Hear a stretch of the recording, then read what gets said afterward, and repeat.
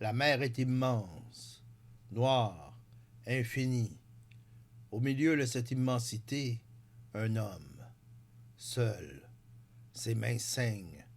Son dos est brisé par la douleur. Il lutte.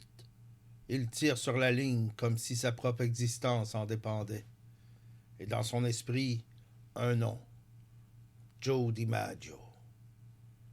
Pourquoi un vieux pêcheur cubain, perdu au large, trouve-t-il la force de se battre en pensant à un joueur de baseball? Pourquoi, alors qu'il est sur le point de s'effondrer, pense-t-il au fils d'un pêcheur devenu légende? Aujourd'hui, nous embarquons avec Santiago. Nous allons vivre son combat, sa douleur, sa fierté. Nous allons comprendre pourquoi Joe DiMaggio, plus qu'un simple joueur, est son dernier phare dans la nuit. Bienvenue dans Voyage au cœur des œuvres.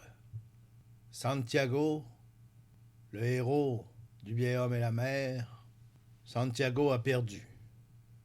Cela fait 84 jours qu'il rentre les mains vides. Ses filets sont secs. Son bateau ne rapporte plus rien.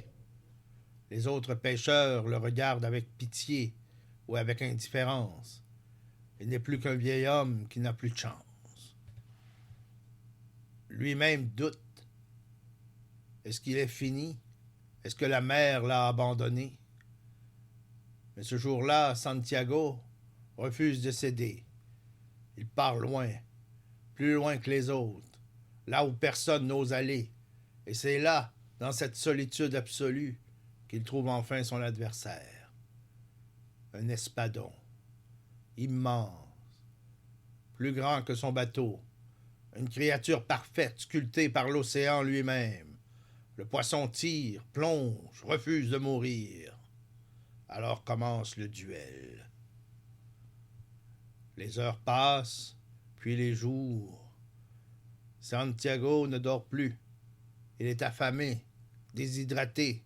Son corps le trahit, mais son esprit refuse d'abandonner. C'est à ce moment qu'il invoque DiMaggio. Le grand Joe DiMaggio souffrirait-il comme moi, se dit-il. Joe DiMaggio, l'homme aux 56 matchs consécutifs avec un coup sûr. L'homme qui a dominé le baseball avec une grâce et une précision inégalées. Mais surtout, le fils d'un pêcheur, comme lui. Santiago n'a jamais vu un match des Yankees. Il ne connaît pas les stades, les foules en délire, mais il sait une chose. DiMaggio joue avec la douleur. Il a un éperon osseux, une blessure qui lui déchire le talon à chaque course, à chaque élan. Mais il continue, sans se plaindre, sans faiblir, et Santiago se raccroche à cette image. S'il est digne de DiMaggio, il peut vaincre ce poisson. Le combat continue. La corde lui laboure les paumes. Son épaule est en feu. Son dos est un bloc de douleur. Mais il tient bon. Le poisson saute hors de l'eau.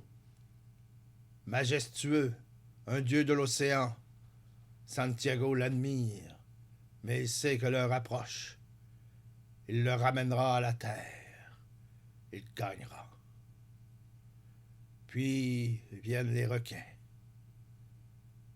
Ils sentent le sang. Ils s'approchent. Ils arrachent des morceaux de l'espadon, déchiquetant ce trophée durement gagné. Santiago se bat, frappe, maudit l'océan. Il leur hurle dessus comme un homme qui refuse de mourir. Mais il perd.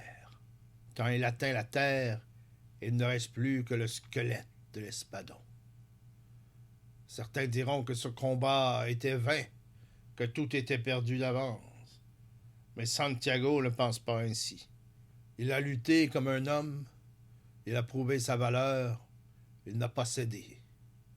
Tout comme le grand Joe DiMaggio. Dans son sommeil, Santiago rêve de lion. Pas de baseball, pas d'espadon, pas de requin, des lions. Parce qu'au fond, ce combat était plus grand que la pêche, plus grand que la victoire ou la défaite. C'était le combat de l'homme contre le temps. Joe DiMaggio a eu son heure de gloire. Santiago a eu son combat. Nous avons tous un espadon à affronter. La seule question est, aurions-nous la force de tenir? Et vous? Santiago avait DiMaggio? Moi, en lisant ce roman, je me suis demandé, et nous, qui avons-nous? Quand vous traversez une épreuve, quand vous êtes sur le point d'abandonner, qui vous inspire? Un athlète? Un écrivain? Un philosophe? Quel est votre DiMaggio? J'aimerais lire vos réponses en commentaire. Dites-moi, quelle figure vous donne la force d'avancer quand tout semble perdu? Merci d'avoir embarqué avec moi dans cette traversée de Le vieil homme et la mer. Si cet épisode vous a parlé, partagez-le et retrouvons-nous bientôt pour un nouveau voyage au cœur des œuvres.